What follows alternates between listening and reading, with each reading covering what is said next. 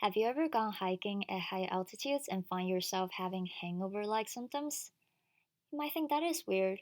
Well, it is because at high altitudes, the atmospheric pressure drops, which means that there is less air available in a given volume.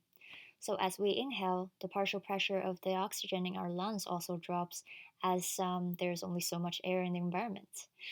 Our body can usually adapt to the change in altitude within a few days and get used to hypoxia, a state where tissues are deprived of oxygen.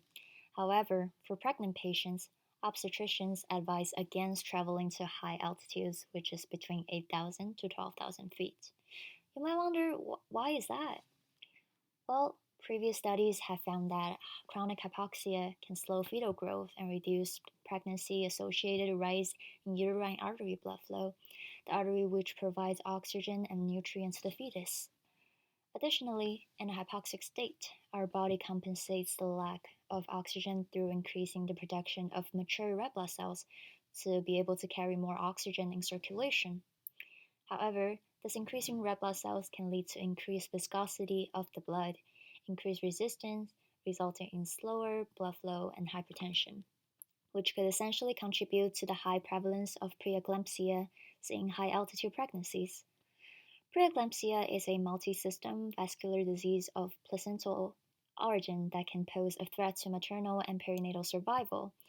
Adverse fetal outcomes associated with severe preeclampsia include low birth weight, preterm birth, stillbirth, and an increased risk of cardiovascular disease in offspring later in life. The diagram in the left corner also has a list of adverse neonatal outcomes seen in high altitude pregnancies. Interestingly, multi-generational residents in high altitudes are protected from the altitude-associated reduction in uterine artery blood flow and fetal growth.